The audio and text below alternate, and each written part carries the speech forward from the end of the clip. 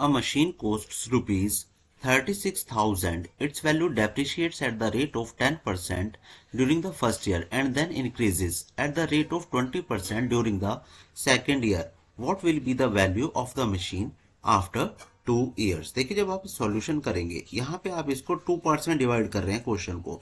मतलब जब हम फर्स्ट ईयर में बात करेंगे तो उसमें जो प्रिंसिपल अमाउंट रहेगा वो रहेगा आपका 36,000, और यहाँ पे फर्स्ट ईयर में जो वैल्यू है वो डेप्रिशिएट हो रही है। लेकिन जब सेकंड ईयर की बात करेंगे तो वहीं पर वैल्यू हो रही है इंक्रीज। तो हमें इसको 2 पार्ट में डिवाइड करना होगा। तो इसके लिए हम सबसे पहले जो प्रिंसिपल अमाउंट लिख लेते हैं 36,000 रुपीज।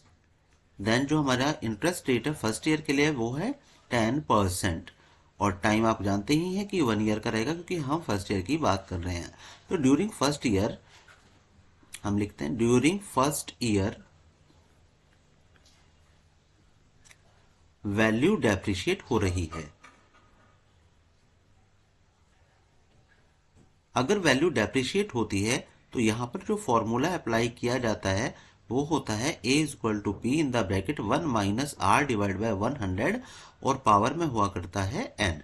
दैट्स मीन जो मुझे वैल्यू यहां पर पुट करनी है 36,000 in the bracket 1 minus R is 10 divide by 100 और पावर में 1 is equal to 36,000।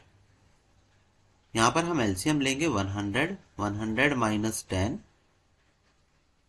Is equal to 36,000 multiply by 90 upon 100। अब इसको 1 ही टाइम लिखना है क्योंकि पावर में तो 1 था हमारे लिए। तो 10 से 10 कैंसिल आउट हो जाता है, सेकंड 10 से मैं सेकंड 10 को यहाँ पर कैंसिल कर देता हूँ। 9 से हम मल्टीप्लाई करते हैं तो 900, और ये हो जाएगा 0, ये 2 टाइम 0 आएगा, और 5 9 3 टाइम्स 27 32।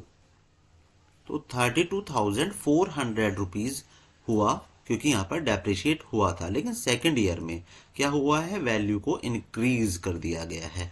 तो यहाँ पे आप इसको इस तरह से समझ सकते हैं कि जो अब की बार ये कोस्ट है, मतलब फर्स्ट ईयर अगर आपका यहाँ पर फिनिश हो गया ये वाला, जिसमें आपके पास 36,000 जो किसी भी आर्टिकल की कोस्ट थी वो अब कितनी रह गई है, 32,400 रुपीज रह गई है। अब यहाँ पे सेकंड ईयर की बात होनी है, तो ये जो आपका भी आपने अमाउंट कैलकुलेट करा है सेकंड ईयर के लिए क्या हो जाएगा, प्रिंसिपल अमाउंट। तो यहां पर हम करेंगे during second year value increase हो रही है। मतलब हम इसको प्रिंसिपल अमाउंट अभी हम कंसिडर कर रहे हैं। ध्यान दीजिएगा कि सेकंड ईयर की बात हो रही है तो ये रहेगा तो आपका 1 ईयर ना यहाँ पर, क्योंकि सेकंड ईयर हो रहा है। फॉर एग्जाम्पल अगर मैं यहाँ 2023 में बात करूंगा तो ये यहाँ से 1 ईयर का हो गया, और 2024 में भी तो ये 1 ईयर का ही रहने वाला है ना। तो हमारे पास प्रिंसिपल अमाउंट कितना हो गया, 32,400। अगर मैं टाइम की बात करूंगा तो अभी भी ये 1 ईयर का ही रहने वाला है, और हमारा इंटरेस्ट रेट था इस केस के लिए 20%। तो जो अमाउंट होगा, अब क्योंकि इंक्रीज हुई है वैल्यू तो P in the bracket 1 plus, यहाँ पर प्लस का यूज किया जाना है क्योंकि ये इंक्रीज की बात कर रहा है। तो प्रिंसिपल अमाउंट क्या बना था हमारा 32,400, 1 प्लस 20 अपॉन 100, और यहाँ पर टाइम है 1 ईयर का, इज इक्वल टू 32,400।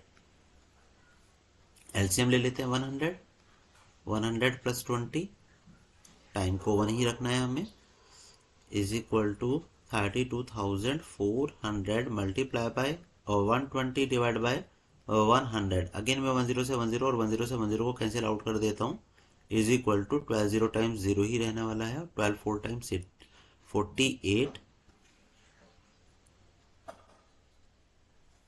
28 38,880। मतलब इन द एंड फाइनली जो आर्टिकल आपने 36,000 का लिया था और उसमें 1 ईयर के लिए वैल्यू डेप्रिशिएट भी हुई थी, बट सेकंड ईयर में क्योंकि वैल्यू इंक्रीज हो गई थी तो लास्टली जो हमें वो यहाँ पर अमाउंट मिल रहा है वो मिल रहा है 38,880 रुपीज।